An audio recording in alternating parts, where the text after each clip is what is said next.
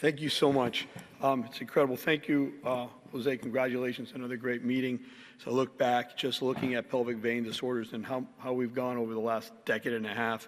So much I've learned from these two gentlemen here. It's incredible. But then I look and see how much do I really know, and I still think that there's so much that we don't know. When and which pelvic veins to stent. These are my disclosures. I'm going to go over some essentials again, and when I think of patients with pelvic venous disorders, I start really breaking up into three major systems. Again, this is something that I learned from Dr. Miser. Renal and ovarian, then I go into the iliac system, and then the lower extremities.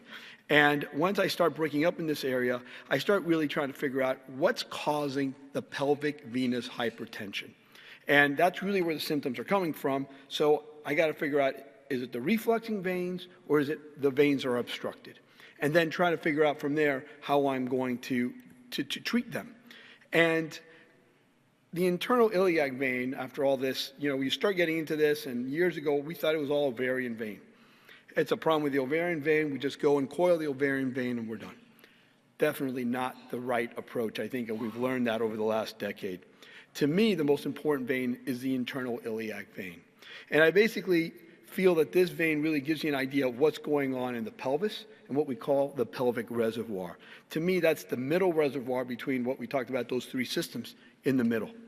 And when you have changes in that pelvic reservoir is when you start getting symptoms. If that distension of the pelvic reservoir, if it's compensated, when it goes through the escape points that go down into the leg, through the pelvic floor, then you start having leg symptoms. You could get some compensation through the internal iliac vein. I think those are rare, at least in my example or in my experience. A lot of times it just becomes uncompensated. It may go in the pelvis from the right and the left, but you end up with a lot of pelvic venous distension. So as I start evaluating patients, I want to get an idea of what's going on in the internal iliac vein. And that's where I think a venography is really important. And I think a lot of these patients will have ultrasounds. A lot of these patients will have MRs, dynamic MRs, where I get the different ideas of flow.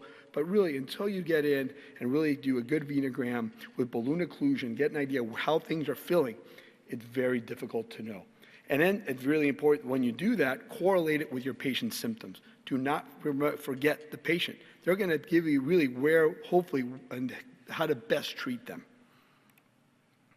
So there are a couple strategies, and Dr. Miser showed you the paper from DiGregorio, and basically showed a large number of patients, and their method was basically treat pretty much everything.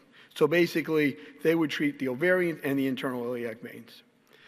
I think there's another way of being sequential. Find out, treat one at a time, and the one that you think is causing it, and you may progress from there. And I think those are the two major strategies. And I think when you look at treating all four types of veins, I think a lot of us are hesitant on that, and I think most of us will go with some sequential techniques. So how do you know what's responsible? I think it really is venography and the patient's history, and then try to figure out where's the refluxing, and then is it related to an obstruction, and what do we need to do? So going to as this major kind of overview, venous hypertension, again, reflux versus obstruction, and find out which vein you want to treat and in what order. So I asked myself, where do I find the compression? So the biggest area of compression really is coming in from the common iliac vein, left common iliac vein. And I think the initial real kind of ha-ha moment came many years ago in 2005 when they did retrospective study. They looked almost at 3,000 patients, and they said, you know what? Patients that had this iliac vein symptoms, iliac vein stent, seemed to have improvement in their symptoms. From there, we started looking at, Peter Pappas looked at his data from his center and basically said, patients that came in with pelvic pain looked at iliac vein stenosis. And actually, patients that had the iliac vein stenosis treated seemed to have a better improvement in their symptoms.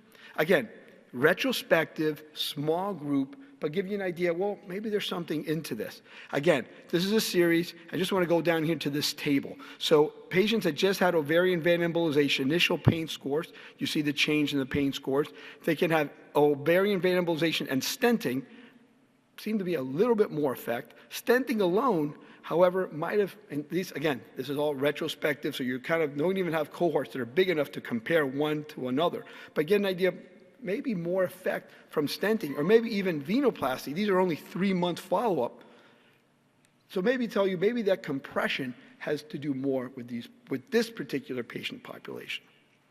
Then they followed up 3 years later, going back and looking at some more patients. Again, the additive effect of embolization with stent, maybe not much more than just stenting, or if you do it sequentially as opposed to doing it at the same time. This is another interesting kind of compilation of their data, looking at patients that they screened that had 56% of the patients with pelvic venous disease, had both ovarian vein reflux and compression. And as they looked at how they did, a large percent of them had complete resolution of symptoms with, again, treatment of the iliac vein stenosis. And if you treated them sequentially, it seems to be improved if you treated the vein first, followed by the embolization. But again, I think they would treat the ovarian vein embolization when patients had continued or residual pain after stenting. A lot of reasons why they may do it this way, but this is how they propose their algorithm. So going to the question is, if you see a patient and you see an iliac vein stenosis and they have pelvic symptoms, do you treat the iliac vein stenosis, or what do you do? I'll tell you, in my practice, I would evaluate everything and then try to make a decision. Am I going to go after trying to solve the pelvic reservoir or treat the iliac vein and then come back? A lot of patients will go, well, it depends if they have leg symptoms or not. I think just having leg symptoms alone could be deceiving, because you may be getting leg symptoms from the pelvic reservoir, and that's why you need to evaluate the pelvic reservoir. How about nutcracker syndrome? I think I can't say much more than what Dr. Glavitsky said, but basically we saw that it is a compression of the left renal vein. Patients usually present with microscopic hematuria and left-sided flank pain, and again, could be a source of that reflux into the pelvic reservoir and can lead to vulvar and lower extremity varicosities, like we talked about through the escape point.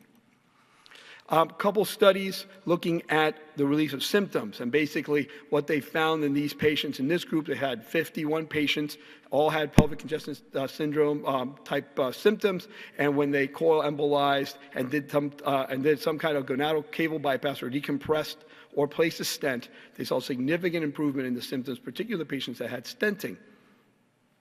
They found that if they did the bypass, they didn't get the same results. Again, small patient group, small patient population. I'm going to give you some idea of what we see here as a patient. We treated 35-year-old patient, left-sided flank pain, hysterectomy at age 25, probably related to pelvic congestion syndrome or pelvic pain. You can see here the compression on the CT. It's really important to make the diagnosis. I would say this is probably one of the biggest pitfalls. So many patients come to your office, hey, I have nutcracker syndrome, from a picture. And most of those, I can tell you, luckily 95% don't have it when you really evaluate them. But again, being able to do a good venogram, I'll use IVUS, I'll use pressure measurements. Seen Mark does great work with ultrasound, and if you see any of his patients in his reports, really a good idea of what's going on in that iliac, in the vein. And you can see here in this particular patient, we thought that diagnosis was correct, and here you can see placement of a stent. And I would say that's another major pitfall. I don't think we have the ideal stent, and we already saw what the big risk of stenting are. So treatment procedures, I can say, we used to send them all to Mayo Clinic. So now we really don't have much where to send them in terms of surgery, but a lot of times in our practice, we really believe in surgical bypass. So pitfalls, diagnosis, I think it's rare. I think we really kind of concentrate on the diagnosis and try to make sure, do they have nutcracker? And then the second pitfall is, if you're going to treat it endovascular, I don't think we have a great stent. I think you need to really deploy a stent that's going to be short, but also of a large diameter, because that renal vein is large. And usually those stents, when they become short stents, 4-centimeter stents, and they're large diameter, you can't land them with the accuracy necessary. And then that causes them to move. And that's where I think we start getting our risk of embolizing those stents. We prefer self-expanding stents, at least that's what we always have put in this situation. And I usually go longer rather than shorter. So I use that renal vein as an attachment point to hopefully prevent it from embolizing. Again, where to place it? Again, I just kind of told you what I do. Large stent, extend it as much as possible into the renal vein to try to prevent it from embolizing. But I have to make sure we cross the lesion, so some of it, most of it has to land in the IVC sufficient. If I extend too much in the IVC, it curves up in the IVC, and that may lead to embolizing of the stent. So I think I think it's, pitfall is, basically a follow-up, and that there is an embolization risk, thrombosis risk, and then a fracture risk in these patients. Just wanted to talk about some papers that are written, but basically my take-home point of this is that variable in terms of the technical of the symptom relief is kind of a variable in these patients, even though they see in these 4 studies a very high technical success rate. Patients had different variabilities in terms of their relief of their symptoms, but I think if you start looking at the rate of risk of migration, it's still quite high. So in conclusion, I think a large percentage of patients will have iliac vein stenosis. I think it's up to us to try to find out, is that iliac vein stenosis really what's causing the symptoms or not? And I think for that, you need to evaluate the pelvic reservoir, and you need to really evaluate the internal iliac vein. Venography, I think, is the way to go, and you correlate it with the symptoms. Then it's critical that you understand what's refluxing and where the symptoms may be coming from. And then from there, most of the time, if I feel that the pelvic symptoms may benefit from treatment of the compression, that is when I'll treat the pelvic. I'll treat the pelvic compression. If I think that it's mostly due to reflux by itself, then I will go to embolizing. A lot of times, what I'll do is I'll concentrate on embolizing what's feeding that pelvic reservoir. So I'm looking at cross pelvic collaterals as well as that ovarian vein. Thank you very much.